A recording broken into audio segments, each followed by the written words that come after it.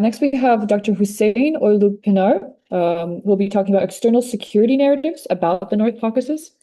Seyin Oylupınar is a member of the ENCS Board of Directors and an interdisciplinary scholar working on Eastern Europe, Ukraine, Crimea, the Black Sea region, and the North Caucasus. His research focuses on Russian imperial expansion, post-imperial political formations, nationalism, historical memory, genocide, displacement, diaspora, and the public uses of history.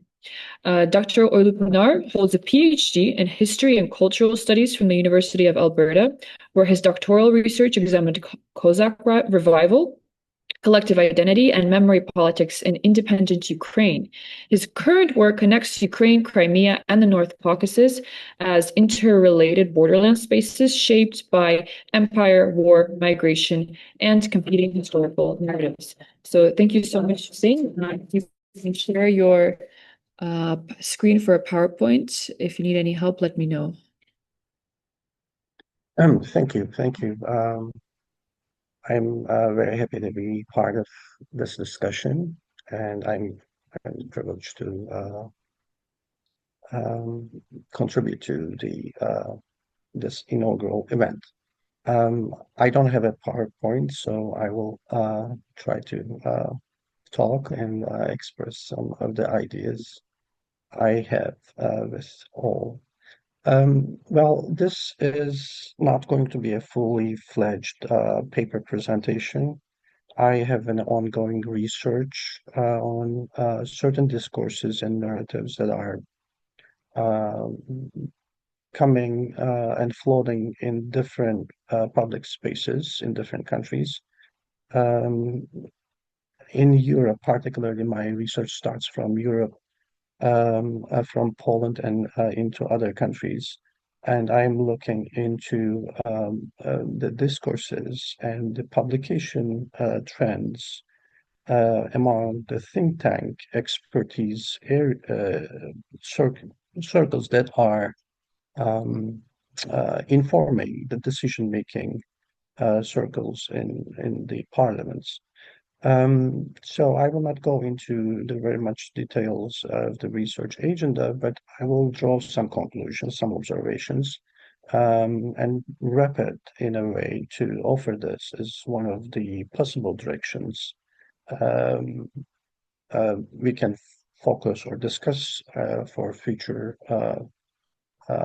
research plans and this, I think, very much belongs to the centered focus of AI and CS.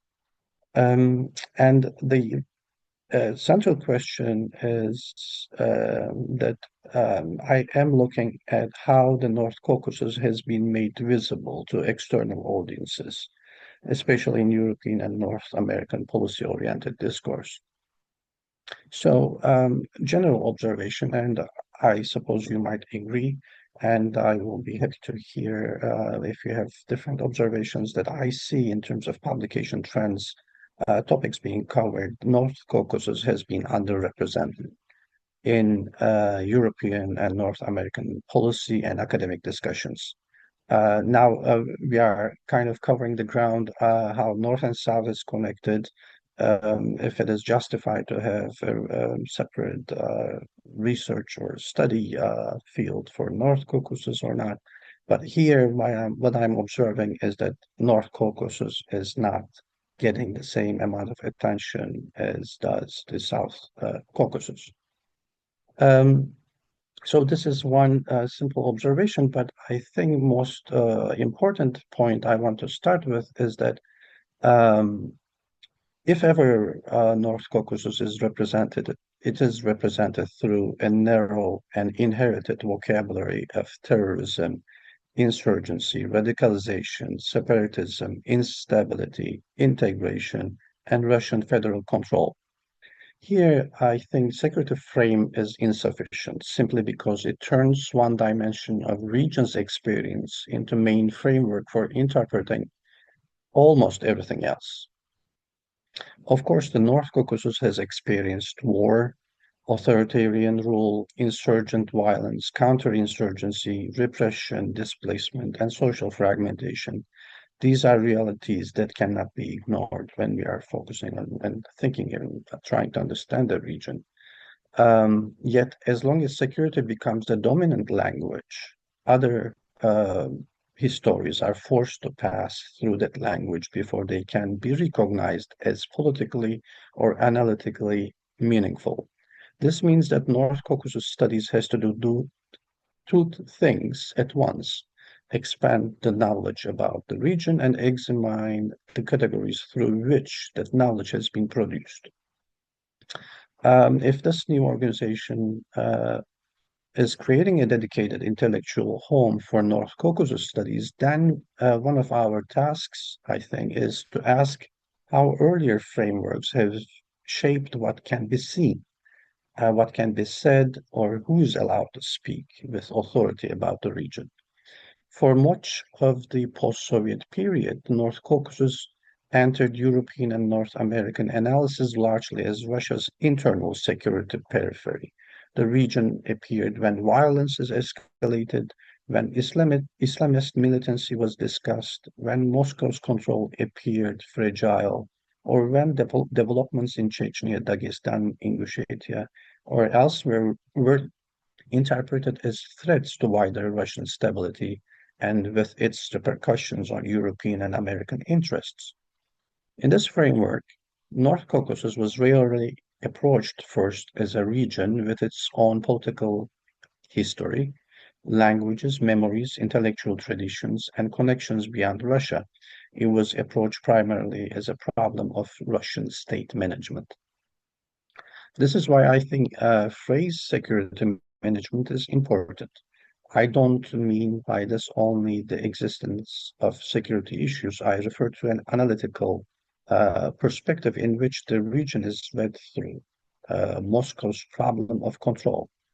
The limits of this frame become politically important when it makes Russian sovereignty appear natural, accepted, legitimate, and North Caucasian people's historical claims appear secondary, suspicious, or unnecessary, or something disruptive. Within this frame, violence, Islam, insurgency, Russian territorial integrity, federal governance become the main objects of analysis. What receives much less attention is Russian imperial conquest, Circassian genocide, for example, indigenous dispossession, deportation, exile, memory politics, and Russian political subjectivity. This is one of the central problems I want to raise. The vocabulary which we have shapes the field of interpretation. It shapes what appears central, what is pushed into the background, what counts as evidence, and who is treated as political subject rather than as a risk, a grievance, or a problem. It would be not correct to simplify or reduce the issue to simple reproduction of Russian propaganda.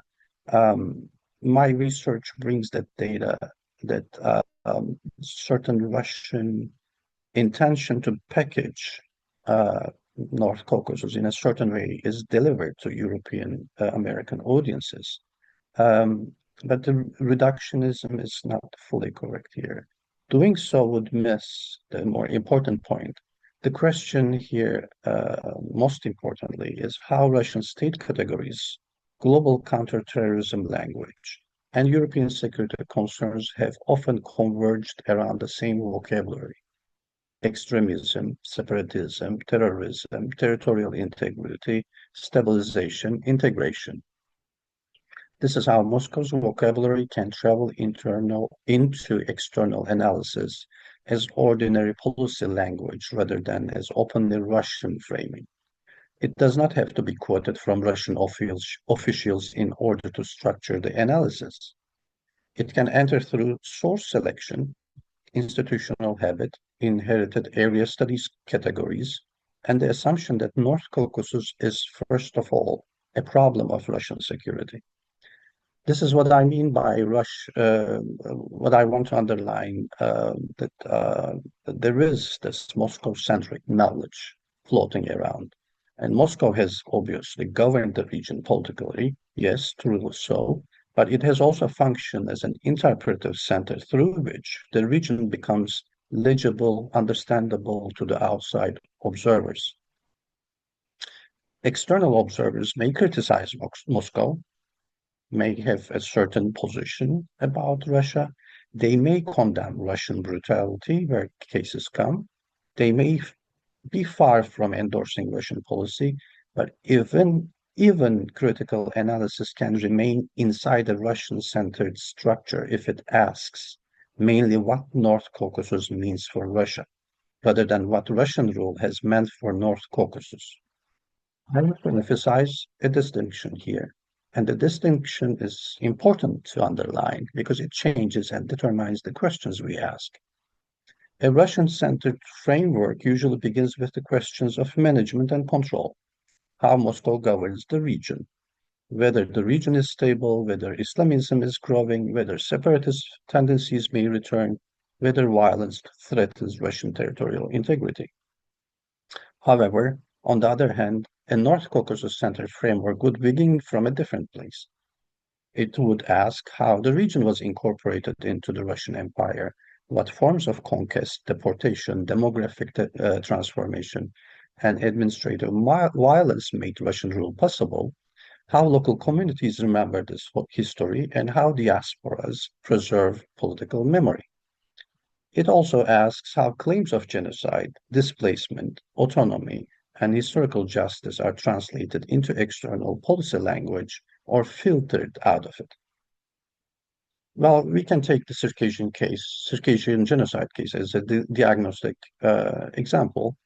Circassian history cannot be understood fully through the language instability or diaspora nationalism only. Circassia was destroyed through 19th century Russian imperial conquest, mass violence, and forced deportation across the Black Sea. The modern Circassian diaspora is not a voluntary group of people, essentially. It is a demographic afterlife which emerged after the conquest. Yet when Circassian memory politics enters into external analysis, it is often treated through the categories of nationalism, protest, geopolitical agitation, diaspora mobilization, or disruption to Russian state prestige. These categories may describe some political activity, in a sense, but they miss the deeper structure of the claim. Besides claiming their identity, Circassians are asking for recognition of conquest, genocide, exile, and historical erasure. This is also why I consider the Circassian case matters beyond Circassian studies alone. It tests whether external analysis can distinguish between destabilization and historical claim making. If European or North American analysis cannot recognize the Circassian question as a matter of genocide, indigenous dispossession, forced displacement, historical justice, then it will struggle to understand the wider North Caucasus outside Moscow's security vocabulary. I am not suggesting that we should ignore violence, authoritarianism, Islamism, or internal conflicts. But these should not be treated as neutral or self-explanatory features of North Caucasus. They have to be historicized in relation to imperial context, imperial conquest, forced incorporation, deportation, repression, assimilation, Soviet and post-Soviet security governance, and the long weakening of local political and social institutions.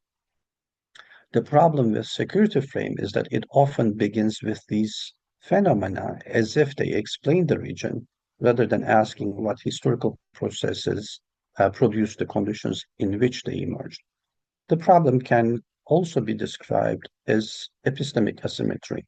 Russian state concerns enter policy analysis as serious and policy relevant. That is, territorial integrity, border security, extremism, federal control, integration, and North Caucasian historical claims often enter the same field as identity politics, activism, grievance, or risk.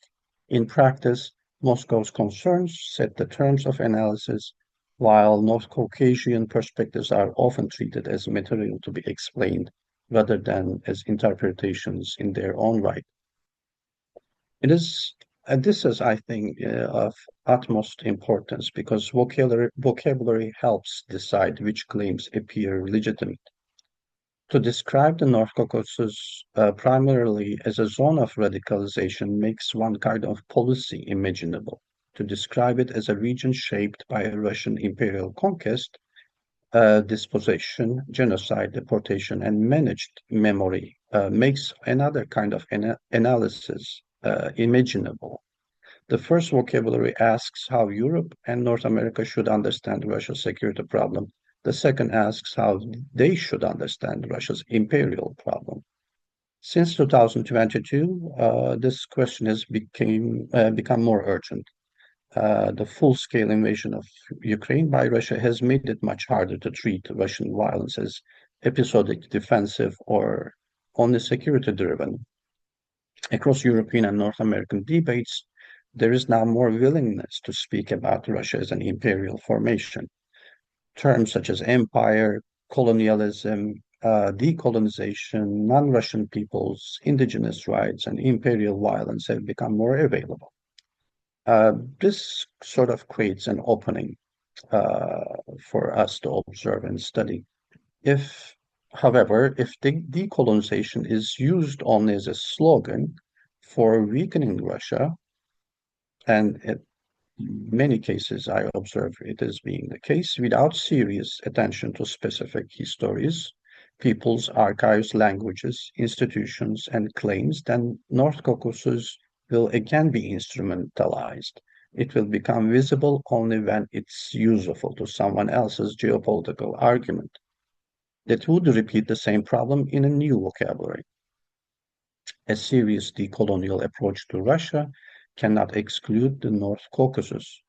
Russian rule there was built through conquest, military occupation, settlement, deportation, cultural hierarchy, and the suppression of historical memory. The region is not, in the sense, a peripheral to the study of Russian imperial power.